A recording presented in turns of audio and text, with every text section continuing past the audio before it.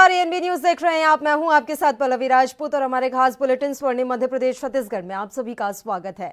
चलिए रुक करते हैं खबरों का। छत्तीसगढ़ के सीएम भूपेश बघेल ने आज प्रेस कॉन्फ्रेंस की और प्रदेश के कई मुद्दों पर पत्रकारों के सामने अपनी बात रखी। साथ ही उन्होंने केंद्र की मोदी सरकार पर भी हमला बोला।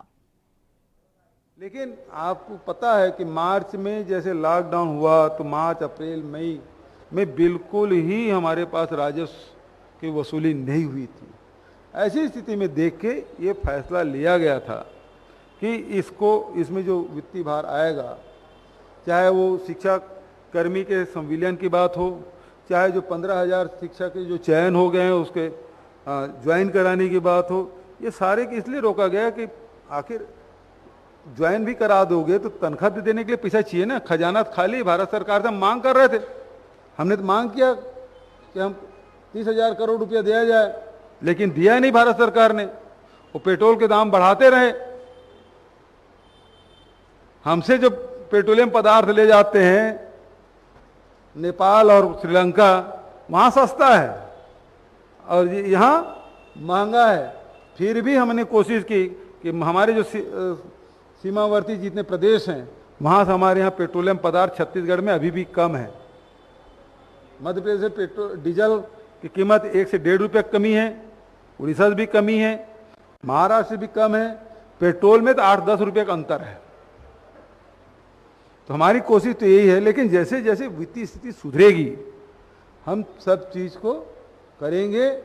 भारत सरकार ने तो रेलवे में भर्ती बंद कर दिया, 2 साल जितने वैकेंसी थी वो समाप्त कर दिया, जितने पद थे वो समाप्त कर दिया।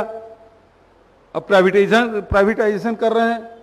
हमने ऐसा कुछ नहीं किया है, लेकिन जो काम हमने जो लोगों को वादा किया है हम एक एक करके पूरा करेंगे। हमको ये थोड़ी पता था कि कोरोना आएगा।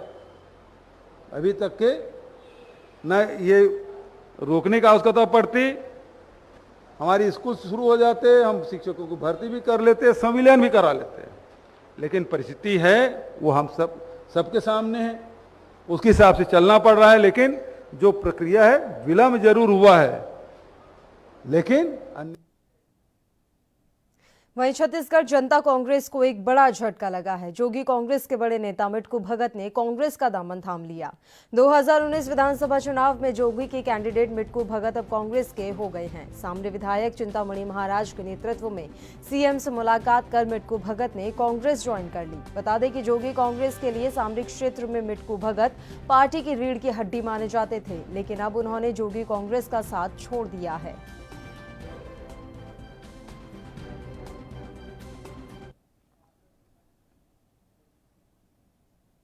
वहीं मध्य प्रदेश में शिवराज कैबिनेट के विस्तार में सागर विधायक को जगह नहीं मिलने पर अब उनके समर्थकों में निराशा का माहौल बना हुआ है और वे इसको लेकर अपना विरोध जता रहे हैं। समर्थकों ने विरोध प्रदर्शन का आगाज करते हुए शहर के चक्रा घाट स्थित तालाब में अर्धनग्न होकर तालाब के पानी में जल सत्याग्रह कर प्रदर्शन किया और भारतीय जनता पार्टी के सामने सागर विधायक शैलेंद्र जैन को मंत्री बनाए जाने की मांग रखी। जैसा कि आप तस्वीरों में भी देख सकते हैं कि किस तरह से उनके समर्थक पानी में इस समय जो है खड़े हुए हैं। उन्होंने जल सत्याग्रह कर अपना विरोध दर्ज करवाया है और लगातार उनकी तरफ से ये मांग की जा रही है कि जो सागर के विधायक हैं उन्हें भी कैबिनेट में शामिल किया जाए और इसको लेकर उन्होंने अपना विरोध जताया है।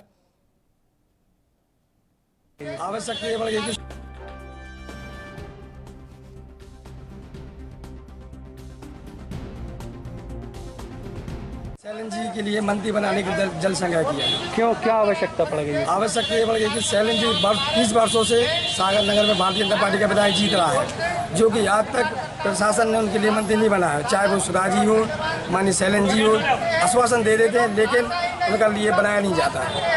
जिले से 3 मंत्री हैं, फिर भी आप लोगों में असंतोष है, ऐसा क्यों? जिले से हमारी भारतीय जनता पार्टी के मंत्री चाहे भार्गव जी चाहे भूपेन्द्र जी, लेकिन हम लोग को प्रॉपर मंत्री की इसलिए आवश्यकता पड़ रही है। वो लोग पहले अपने क्षेत्र में विकास कराते हैं, बचा कुचा होता है, उसके बाद सागर पे ध्यान देते हैं। इसलिए सागर का मंत्री होगा तो सागर का विकास होगा। अब इसको लड़ाई को आप लोग कहाँ तक लड़ेंगे? इसकी लड़ाई के लिए इसके बाद यहाँ पे नहीं हुआ हम लोग भोपाल जाएंगे, उसके बाद नहीं हुआ तो आत्मदाह करेंगे।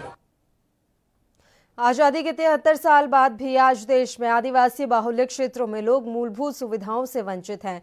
मध्य प्रदेश के नरसिंहपुर के चांडाल डूंगरिया गांव में जाने के लिए रास्ता तो है, लेकिन सड़क नहीं है। गांव के लोगों को उबड़ खाबड़ रास्तों से होकर देख सकते हैं किस तरह से ये उबड़ खाबड़ रास्ता है और यहीं से ही ग्रामीणों को होकर गुजरना पड़ता है।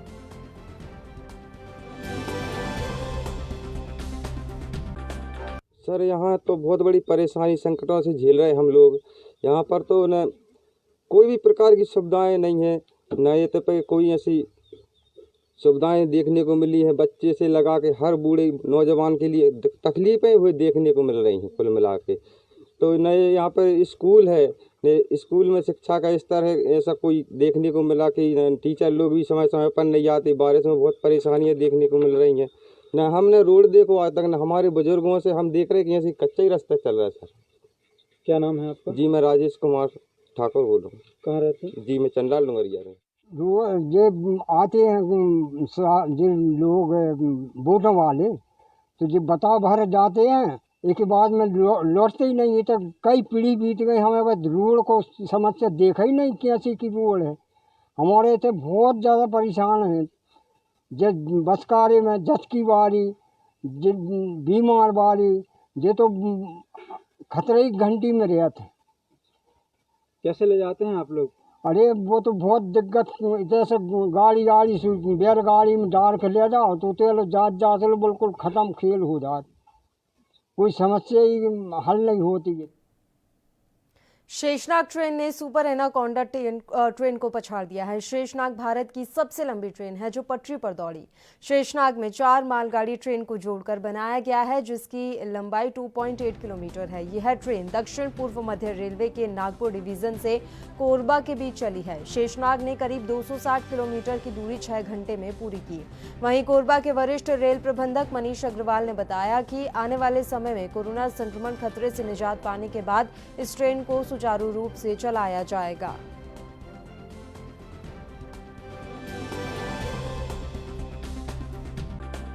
देखिए, ये कल का दिन बड़ा शुभ था भारतीय रेल के लिए और देश के लिए भी, क्योंकि पहली बार जो है 4 मालगाड़ियों को एक साथ जोड़ के शेषनाग रेक बनाई गई। जैसे परम कासल जो कि दुर्ग से करीब 23 किलोमीटर दूर है, वहाँ से लेकर कोरबा तक 260 किलोमीटर की दूरी करीब 7 घंटे में इसने तय किया। पहले रेलवे का जो रेक फॉर्मेशन रहा है उसमें एक एनाकोंडा रेक बनाई गई है, जिसमें मैक्सिमम 3 रेक जोड़ी गई थी, जो कि करीब 180 डब्बे की रेक थी। यह करीब 250 डब्बे इसमें एक साथ जोड़े गए। इसकी कुल लेंथ जो है वो 2773 मीटर है, 2.773 किलोमीटर। और इस ट्रेन में टोटल 9 इंजन यूज़ हुए थे। भविष्य में यह रेल जो है, इस तरह की जो ट्रेन फॉर्मेशन है वो हमारा पाथ सेव करेगी, हमारा क्रू सेव करेगी और क्रिटिकल टाइम पे जो है हमारा जो लोडिंग एरियाज़ में जो हम मालगाड़ी की रिक्वायरमेंट होती है उसको हम पार्टीज़ को एमटीज़ देके अपनी लोडिंग रिक्वायरमेंट भी फुलफिल कर पाएंगे। सर, इतनी लंबी ट्रेन चलाई जाएगी, क्या इसके बेनिफिट क्या रहेंगे? इसके बेनिफिट जैसे मैंने आपको बताया कि रेलवे में पाथ एक बहुत बड़ा कंस्ट्रेंट होता है। ट्रेन चलाने के लिए पाथ अवेलेबल नहीं हो पाता है क्योंकि बहुत कंजस्टेड है भारतीय रेल का नेटवर्क। SECR जोन में तो जो बिलासपुर का रूट है वो करीब सैचुरेशन लेवल से भी ऊपर चल रहा है। वहाँ अगर 100 ट्रेन की कैपेसिटी है तो इस समय हम 130-140 ट्रेन चला रहे हैं।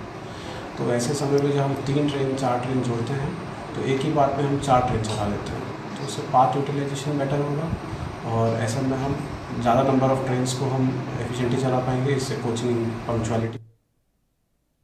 खबरों में फिलहाल यहाँ एक छोटे से ब्रेक के लिए हम रुक रहे हैं। आप कहीं मत जाइएगा, फौरन हाजिर होंगे।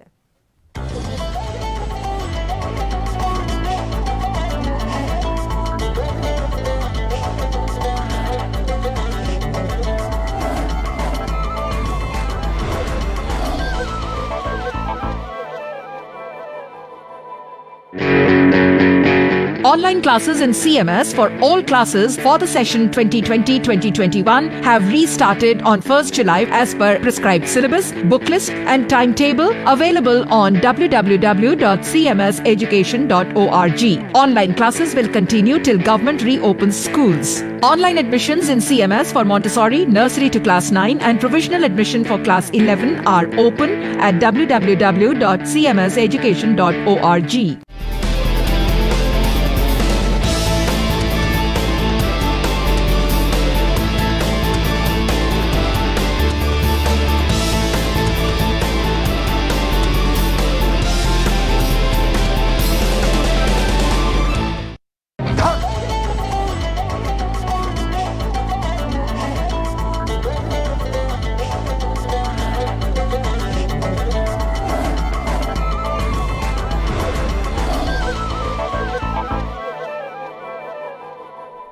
ब्रेक के बाद एक बार फिर से आप सभी का स्वागत है। बढ़ते हैं खबरों की ओर। मध्य प्रदेश के देपालपुर तहसील में खनिज माफियाओं पर पिछले कई दिनों से कार्रवाई की जा रही है।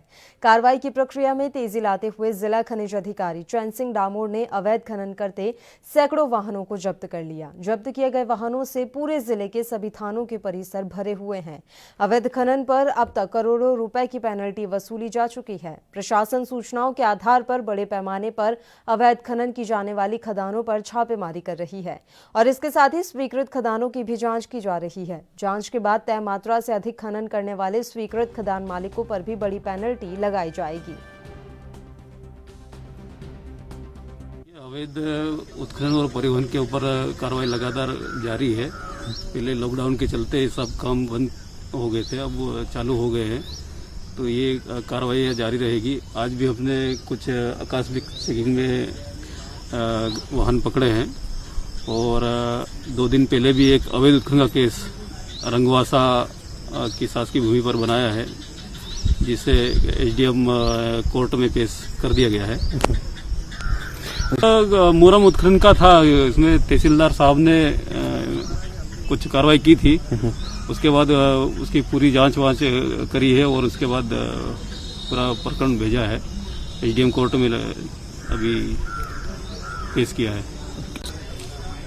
ये अभी तो लगभग प्रारंभिक जांच में करीब 8000 क्यूबिक मीटर का केस बना था वो अवैध उत्खनन का, तो अभी कोर्ट में पेश किया है, उसके बाद ही पूरी कार्रवाई हो पाएगी। फिर भी 8000 लगभग 8000 क्यूबिक मीटर का 1 करोड़ के आसपास का प्रकरण है वो। जो इनकी क्वांटिटी होती है उसके आधार पे जुर्माना किया जाएगा। चैन सिंह डामोर, माइनिंग ऑफिसर। वहीं छत्तीसगढ़ के जांजगीर चांपा जिले के शक्ति सामुदायिक स्वास्थ्य केंद्र का आज एसडीएम सुभाष सिंह राज ने औचक निरीक्षण किया और स्वास्थ्य व्यवस्थाओं का जायजा लिया। इस दौरान उन्हें कई डॉक्टर ड्यूटी पर नहीं मिले, जिससे एसडीएम काफी नाराज दिखे और उन्होंने अनुपस्थित डॉक्टरों को नोटिस भेजकर सभी से जवाब मांगा है। और लगभग सभी डॉक्टर आ रहे हैं, किसी कारणवश वो नहीं आ पाए होंगे, वो संबंधित बात का विषय है, बाद में पता चलेगा क्या रीज़न था। सर, ऐसा जारी हुआ है, अगर अपने पक्ष में उपस्थित नहीं कर पाएंगे तो क्या कार्रवाई होगी सर? बहुत सारी चीज़ें रहती है, जैसे कोर्ट पेशी वगैरह रहती है, बहुत जगह ड्यूटी, जैसे बाराद्वार में डॉक्टर्स हैं, वहाँ भी पोस्टमार्टम वगैरह करते हैं, एमएलसी करते हैं, बहुत सारे रीजन्स रहते हैं, मुझे भी नहीं मालूम है। अब संबंधित पक्ष का क्या कहना है और सर का क्या है, तो वस्तु स्थिति सर ज़्यादा क्लियर करेंगे, लेकिन सभी चिकित्सक अपना यहाँ कार्य अच्छी तरह से करें। छत्तीसगढ़ में पेट्रोल डीजल के बढ़ते दामों को लेकर कांग्रेस पार्टी जहां केंद्र सरकार के खिलाफ प्रदर्शन कर रही है, वहीं दूसरी ओर बीजेपी ने भी प्रदेश की कांग्रेस सरकार के खिलाफ वादा खिलाफी और अन्य कई मुद्दों को लेकर मोर्चा खोल दिया है। बीजेपी लगातार बघेल सरकार पर निशाना साध रही है। बिलाईगढ़ के वरिष्ठ बीजेपी नेता शियाराम कहार ने कांग्रेस के प्रदर्शन पर कहा कि ये सब ड्रामा है। साथ ही उन्होंने क्षेत्रीय विधायक पर भी जोरदार हमला बोला है।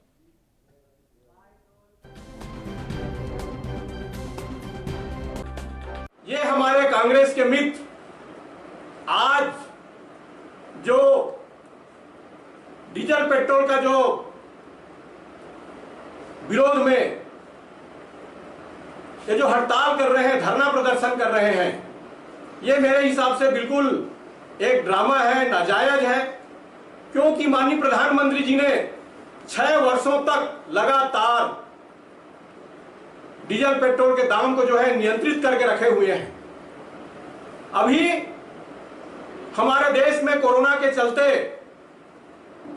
धारा 144 लगी हुई है, लेकिन हमारे क्षेत्रीय विधायक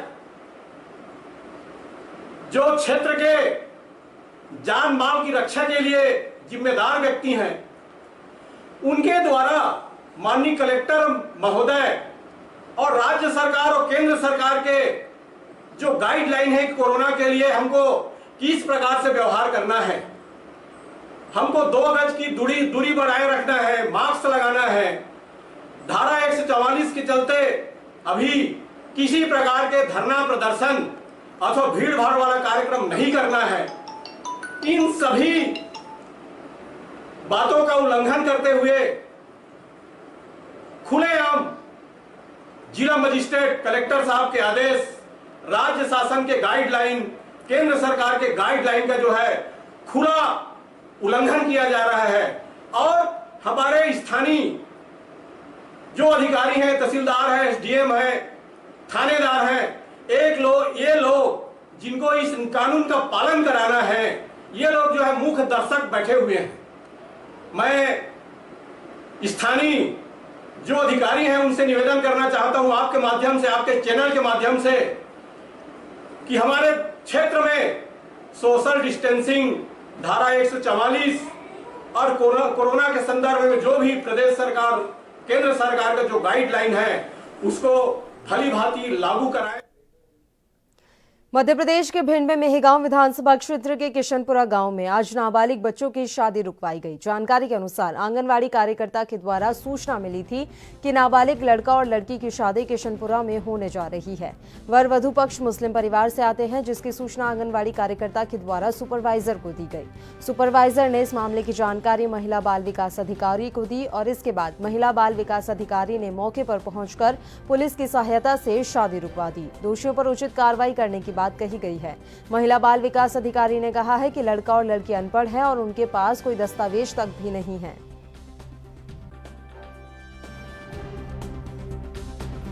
ग्रामवासियों से हमें सूचना मिली थी कि किशनपुरा में किसी एक लड़की की शादी हो रही है जो कि अभी 18 वर्ष की नहीं हुई है।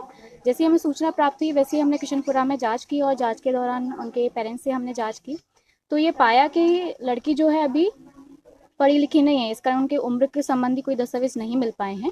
लेकिन उनके जो अभिभावक हैं उन्होंने ये बताया है कि जो लड़की है अभी 18 वर्ष की नहीं हुई है, ऐसा उन्होंने लिखित में भी अपना प्रमाणीकरण प्रस्तुत किया है। और साथ ही वर पक्ष भी यहाँ मौजूद था तो उनके पिताजी से भी बात हुई और उनका भी यही कहना था कि जो लड़का है अभी 21 वर्ष का नहीं हुआ है, उससे लगभग 19 वर्ष का वो अभी है। तो इससे ये स्पष्ट हो गया कि जो है ये बाल विवाह था और हमने मौके पर ही पुलिस बल के माध्यम से और उनके सहयोग से इस विवाह को रुकवाया। साथ ही यहाँ पे उपस्थित सभी ग्रामवासियों से ये आश्वासन भी लिया, उनके अभिभावकों से भी आश्वासन लिया कि जो है इनकी शादी 18 वर्ष लड़की की होने के पश्चात और लड़के की उम्र 21 वर्ष होने के पश्चात ही की जाएगी। तो मौके पर जांच करके कार्रवाई करके ये विवाह को रुकवा दिया। हमको पता लगा था कि नाबालग की शादी हो रही है, इसलिए हमने अपने सुपरवाइजर को, पर्यवेक्षक को सूचना दी।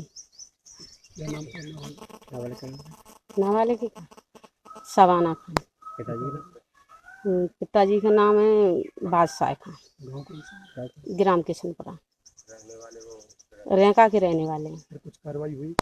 हाँ, CDP। पेट्रोल डीजल के दाम बढ़ने के साथ ही अब सब्जियों के दाम बढ़ने लगे हैं, जिसके चलते थाली से धीरे धीरे सब्जी गायब होने लगी है।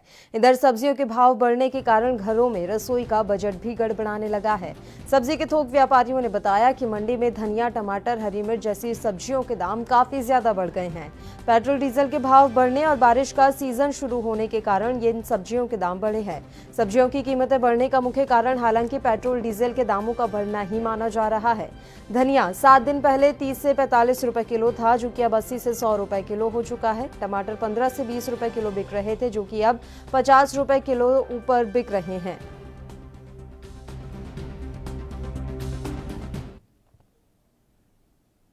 कोरोना महामारी छत्तीसगढ़ में लगातार अपने पैर पसार रही है। केंद्र सरकार से लेकर जिला प्रशासन तक के तमाम अधिकारी कोरोना से बचाव के लिए कोविड-19 प्रोटोकॉल का पालन करने की नसीहत दे रही हैं, लेकिन फिर भी इसको लेकर लापरवाही बरतने के मामले सामने आ रहे हैं।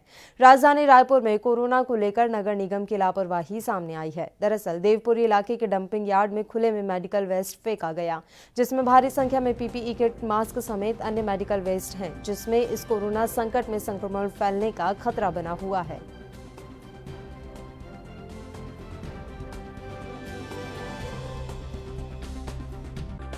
जिला प्रशासन की बड़ी लापरवाही दूसरे दिन भी देखने को मिली। आप देख सकते हैं मेरे पीछे में, जहां तमाम स्वास्थ्य पीपी किट है, फेस शील्ड है, हैंड सैनिटाइजर है, हैंड ग्लोव्स हैं, जो कचरे के ढेर पे फेंका है, जो कोरोना संक्रमित को होने का एक अंदेशा भी करता है, जो बीमारी को पहुंचाने का। हमारे साथ एक निवासी भी हैं जो यहाँ रहते हैं, हम उनसे बात करते हैं कचरा कब से फेंका है और क्या है।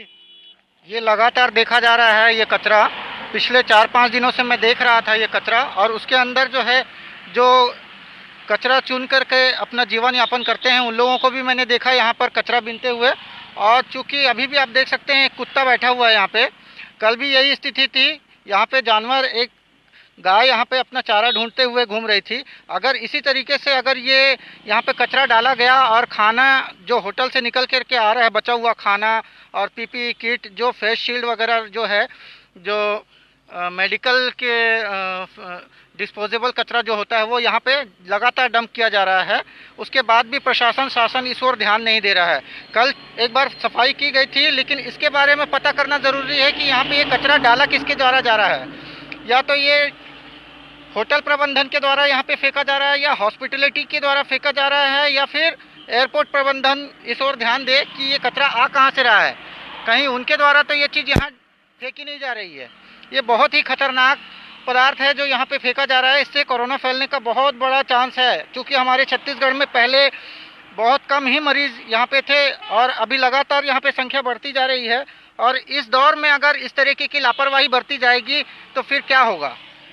बिल्कुल, हाँ, आपको बता दें कि हमने जब यहाँ पहुँचे तो इसका जानवर भी इसमें अपना खाना खलास करते हुए नजर आया था।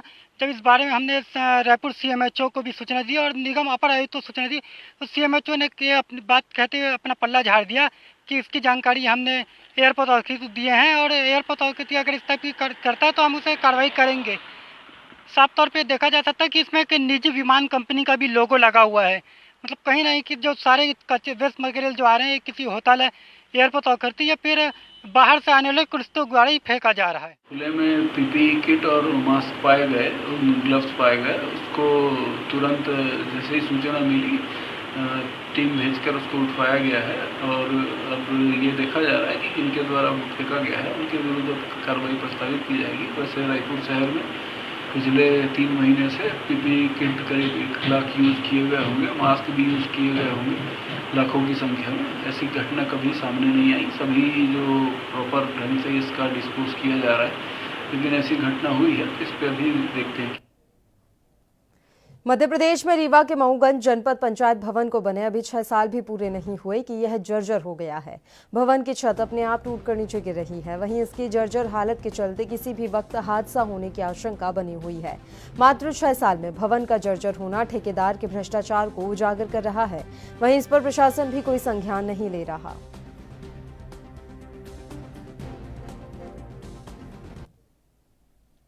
मध्य प्रदेश के हॉटस्पॉट इंदौर में अभी भी कोरोना का कहर थमने का नाम नहीं ले रहा है और लगातार रोज नए मरीज सामने आ रहे हैं। इसी बीच सूचना का अधिकार मंच के सदस्य अजय दुबे ने प्रशासन पर कोरोना मरीजों की मौत के आंकड़ों को लेकर लापरवाही बरतने का आरोप लगाया है और उन्होंने इसको लेकर न्यायिक जांच की मांग तक की है।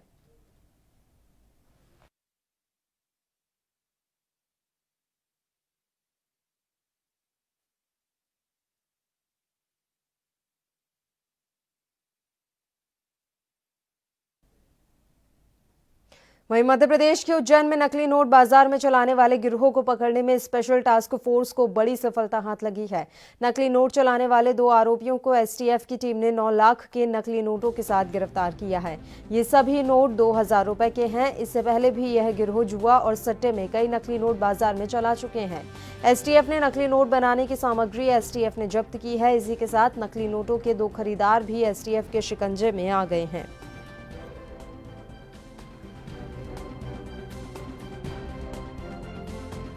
ये उज्जैन एसटीएफ यूनिट को सूचना मिली थी। उस सूचना पर 2 शातिर लोग हैं जो नकली नोट छापते थे, श्रीराम गुप्ता और सुनील पाटिल, इनको गिरफ्तार किया है। और इसके साथ ही इनसे जो 2 खरीदने वाले हैं, एक के आनंद और किरण सोनकर, इनको भी गिरफ्तार किया है। उनसे टोटल 9 लाख रुपए के 2-2 हज़ार रुपये के नकली नोट जब्त किए हैं। इसके अलावा जो ये खरीदार थे, ये जो असली नोट लेके आए थे, वो 1 लाख रुपए के असली नोट वो भी जब्त किए हैं। ये एक्चुअल में इंदौर में एक मकान किराए से लेकर रहते थे जो छापते हैं। वहाँ पे इनसे पूरा सामान इन्होंने रखा हुआ था। प्रिंटर है, लैपटॉप, डाई, कागज़ और बहुत सारा सामान वहाँ से जब्त हुआ है। और ये लोग उसमें जो सिक्योरिटी थ्रेड है, उस तरह का मिलता जुलता थ्रेड भी इम्प्लांट कर देते थे। साथ ही जो वाटर मार्क नोट पर रहते हैं, वो भी डाई के माध्यम से वो वाटर मार्क का इम्प्रेशन भी।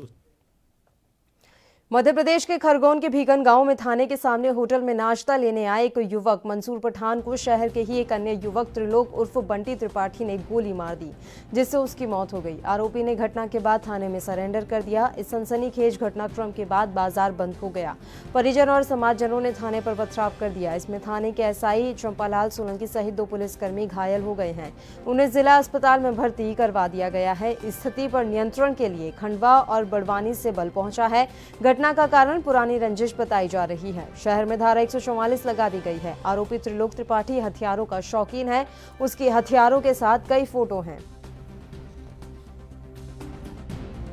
भीगन गांव कस्बे में एक व्यक्ति को गोली लगी हुई है और गोली लगने को उपरांत उसको उपचार हेतु जिला चिकित्सालय लाया गया था। जिला चिकित्सालय से रेफर किया गया था, जिसमें अभी बताया गया है कि कसराबाद में उनकी डेथ हो गई है। तो कसराबाद में पीएम का कार्य चल रहा है और आरोपी पुलिस के कब्जे में है। एहतियात के तौर पे सर पुलिस बल भी तैनात किया है भीगन गांव, पूरा पुलिस फोर्स भेजा है और 144 की धारा लागू है। नहीं, ऐसा नहीं है। अभी एहतियातन के तौर पर तो पुलिस की व्यवस्था निश्चित तौर से दूसरी घटनाओं में रहती है। इस घटना को भी संवेदनशील मानते हुए पुलिस की व्यवस्था की गई है। धारा 144 और इसके ऐसी कोई कार्रवाई नहीं की गई। प्रारंभिक तौर पर क्या मामला सामने आया था गोली मारने को? अभी तक तो कोई विशेष कारण पता नहीं चला है। जो पुलिस के विरक्षा में आरोपी है उससे पूछताछ चल रही है। प्रथम दृष्टया बता रहे हैं कि कुछ उनका आपस में वाद विवाद होता था, एक दूसरे को घूरने वाली बात आई, घूरता था, मुझे कमेंट्स करता था। अन्य कोई अभी विशेष बात पूछताछ में नहीं आई है। अस्पताल लाए हैं एम्बुलेंस से, किस प्रकार की घटना? किसी अज्ञात व्यक्ति ने मंसूर भाईजान को गोली मारी। ये लोकल बिकन गाँव के रहने वाले थे। तो कहाँ पर गोली लगी और क्या मामला? ये घटना। इस बुलेटिन में फिलहाल के लिए इतना ही। मुझे दीजिए इजाजत। देश प्रदेश की तमाम ताज़ा खबरों के लिए आप बने रहिए हमारे साथ। नमस्कार।